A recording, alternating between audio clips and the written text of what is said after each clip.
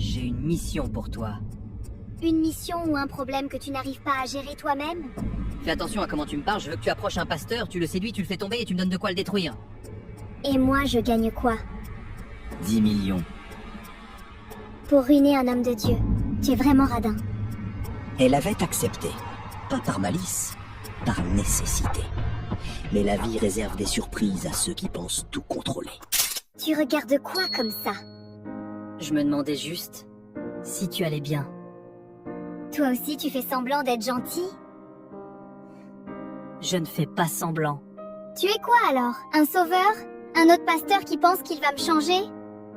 Je pense juste que tu mérites mieux. Elle avait entendu ces mots avant, de la bouche d'homme qui mentait. Mais cette fois, quelque chose sonnait différemment. Le pasteur est propre. Trop propre même.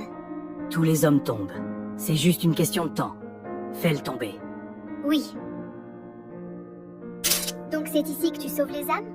Je ne sauve personne. Tu sais ce que j'aime chez toi? Tu fais semblant de ne pas me juger. Mais ça se voit dans tes yeux. Ce que tu vois dans mes yeux, c'est de l'inquiétude, pas du jugement. Elle voulait le faire tomber, mais chaque fois qu'elle le regardait, c'est elle qui perdait l'équilibre. Sophia, tu es une bonne fille. Mais tu es perdue. Tout le monde dit ça, mais personne ne m'aide. Ce n'est pas une vie, ma fille. Tu reviens quand de Paris? Vendredi, comme d'habitude. Certains hommes ont le talent de sourire à leur propre mensonge. Un double mensonge demande deux visages. Brooke les portait sans effort. J'atterris ce soir. T'inquiète pas, je suis là. Je t'attendais. Rentre vite. Enfin, tu m'as manqué. Moi aussi. Deux maisons, deux femmes. Et le même homme qui sourit à la porte.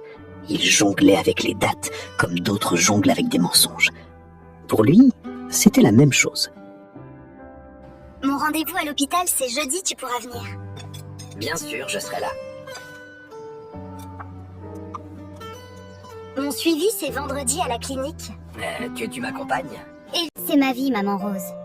Et ça me permet de vivre. Elle avait dit ça avec conviction. Mais pour la première fois, les mots sonnaient creux, même dans sa propre bouche. Je t'ai vu, Daniel. J'attendais juste de voir si tu allais vraiment venir jusqu'ici. Si je viens te voir, je viens. Je ne me cache pas. Dis-moi, Daniel, si je viens chez toi ce soir, tu vas faire quoi? Sophia, ne joue pas avec moi. Tu as peur de quoi? De ne plus te voir comme je devrais. Donc tu vois déjà quelque chose? Il ne nia pas. Et ce silence valait toutes les déclarations du monde. Parle-moi de toi. Pas de tes clients. Pas de ta douleur. Toi. Tu veux quoi dans la vie? J'aime cuisiner. Je voulais ouvrir un petit restaurant. Un endroit simple. Du bon riz, du poisson, de la sauce. Des clients du quartier. Quelque chose à moi. Alors on commence par ça. Tu es sérieux? Tu m'as dit ton rêve. Moi je t'ai cru. Personne ne lui avait jamais dit ça. Personne n'avait jamais cru en elle avant même qu'elle y croie elle-même. Sophia, tu as disparu. Je travaille. Non, tu t'attaches. Je t'ai sorti de la rue pour une mission, pas pour que tu tombes amoureuse. Je gère la situation. Si tu ne me donnes rien, je vais rappeler à tout le monde qui tu es vraiment. Elle était prise entre deux mondes. L'un qu'elle connaissait, l'autre qu'elle commençait à désirer. C'est pas le pasteur Daniel avec Sophia? Son église va le chasser. Ça va finir mal. Tu entends ce qu'ils disent, Daniel? Je les entends. Et tu restes quand même? Je reste. Il ne chuchotait pas. Il ne se retournait pas. Il restait. Et pour Sophia, c'était la chose la plus courageuse qu'un homme avait jamais faite pour elle. Daniel, enfin on se rencontre. Tu sais avec qui tu es vraiment? Oui? Non, cette femme ce n'est pas seulement une vendeuse, c'est une prostituée. Et c'est moi qui l'ai envoyée vers toi. Tu vois, même les hommes de Dieu tombent. Le silence qui suivit fut le plus lourd que Sophia ait jamais vécu. Tout ce qu'on a vécu. C'était quoi pour toi? Au début, c'était une mission. Mais après, ça ne l'était plus. Tu aurais dû me le dire. Tu savais que je n'étais pas sincère et tu t'es attaché quand même. Moi aussi, je me suis attachée. Mais toi, tu avais une sortie, Daniel. Je n'ai jamais voulu de sortie. Mais la honte était trop grande, la douleur trop fraîche, et Sophia fit ce qu'elle savait faire depuis toujours. Elle disparut. Sophia est où? Elle est partie tôt ce matin. partie où? Elle n'a rien dit, mais elle a fait ça pour toi. Elle a compris que rester allait te détruire. Évidemment, je suis là pour toi. Le problème avec les mensonges parallèles, c'est quand les lignes commencent à se croiser. Le hasard n'existe peut-être pas. Peut-être que certaines vérités trouvent toujours leur chemin. Deux inconnus, une salle d'attente, et entre elles, un homme qui ne sait pas encore que son monde est en train de s'effondrer. Tiens, t'en as pour combien de mois 7 mois. Et toi? Il suffit parfois d'une photo sur un écran pour que tout bascule. Mon mari est garé en bas. Je lui envoie un message. C'est lui, ton mari? Ça va t'à l'air? Ça va t'à l'air? C'est mon mari aussi. Certaines secondes contiennent toute une vie. Celle-là en contenait 2. Il avait tout calculé, sauf ça. On construit des mensonges comme des maisons, mur après mur, pièce après pièce. On croit qu'elles tiennent, jusqu'au soir où les 2 portes s'ouvrent en même temps. Explique-moi. Il y a des silences qui font plus de bruit que n'importe quel cri. Les menteurs ont toujours une explication. C'est compliqué. Écoute, c'est compliqué, laisse-moi t'expliquer.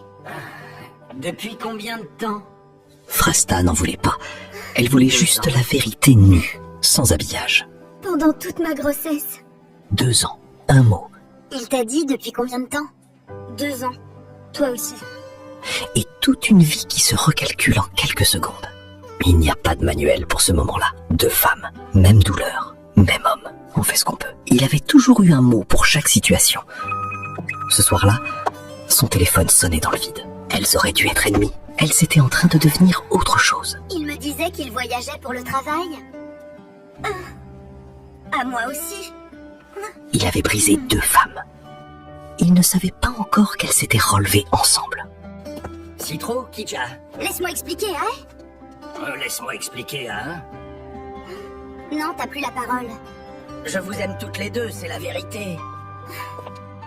Alors t'as aimé personne? Alors, t'as aimé personne? Certains hommes pensent que dire « je vous aime toutes les 2 » est une réponse.